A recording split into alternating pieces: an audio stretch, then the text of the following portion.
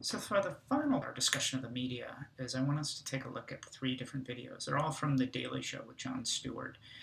So they're 2013, 2014, and 2000 that they're discussing, even though time changes significantly in our modern society, that things that come back from 6 years ago might have changed significantly now.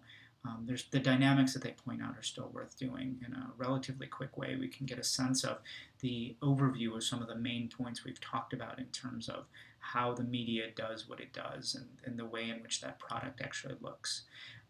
And so the first one is Murder So Wrote, which is talking about how the media covers mass shootings in the United States. And sadly, the mass shootings still continue to this day. And what that video is really having us think about is the news is going to cover this and cover it extensively because it does fit the idea of being something we need to know, and it's sensationalistic. If it bleeds, it leads. It's violence. It's something that, though, is really important to how American society is working. So it is a combination of the watchdog role that, yes, they should be covering this story, but at the same time, it is also sensationalistic, and it's hard for them to say no to covering something like that.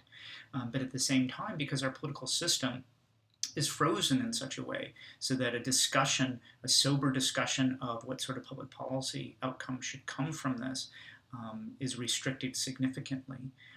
It makes it hard for them to cover it. It's so hard to do, and it's something we'll investigate in the next chapter when we talk about interest groups, is that there has been a successful blocking by strong interest groups, particularly the National Rifle Association and others who believe strongly in gun rights and gun ownership, to make it that certain public policy outcomes or public policy approaches that have been adopted by virtually every other advanced industrial economy is taken off the table. And so it restricts the sort of discussion of what sort of policies could be followed and should be followed. So that's worth taking a look at. The Goodfellas, Badfellas is a piece talking about CNN specifically. It's the idea of an encapsulation of the idea that we had argued with the nonpartisan media and how it does things on infotainment as opposed to analysis. And so in that sense, the key terms is the idea of is this good or bad? Is this, they take all complicated stories and divide it into a dichotomy. Should I put this in my happy bag or my sad bag? Is what Jon Stewart is talking about, and it's an indication of those.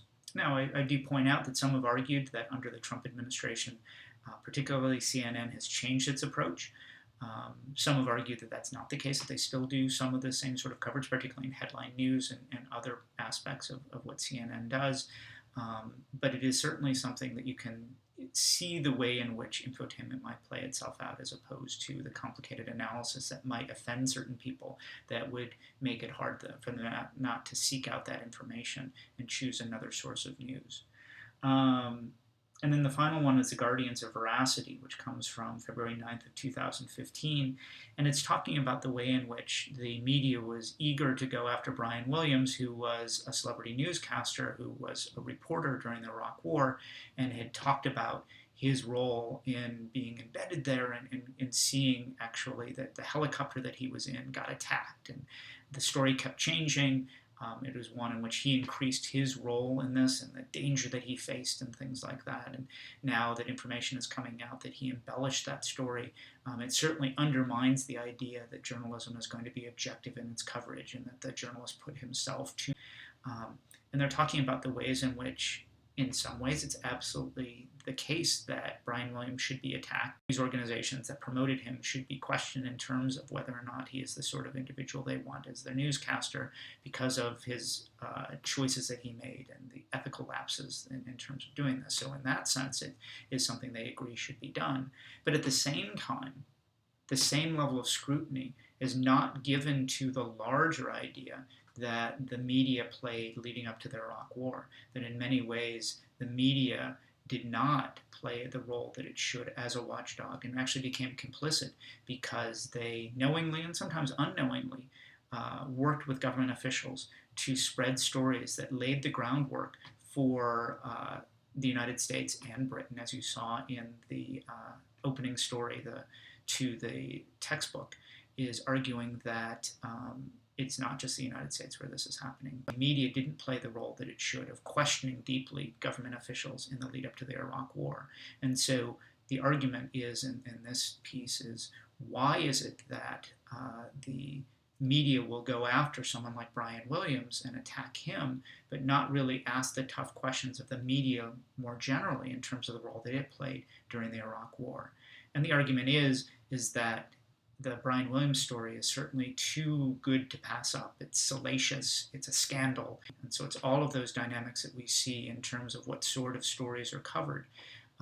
And that is privileged over the complicated analysis that would need to be done about the ways in which the government, the United States government, the British government, use the media to plant stories to support their position that we should be going and toppling Saddam Hussein, as well as the media allowing itself to be played by the government officials. And so it's the over-reliance of the media on government officials and the way in which they put spin on these stories that is also part of this. Take a look at those and think about the larger issues. And obviously you are experts in terms of the media, so you have other sources and other more recent examples illustrate to some extent some of the larger dynamics we've been talking about.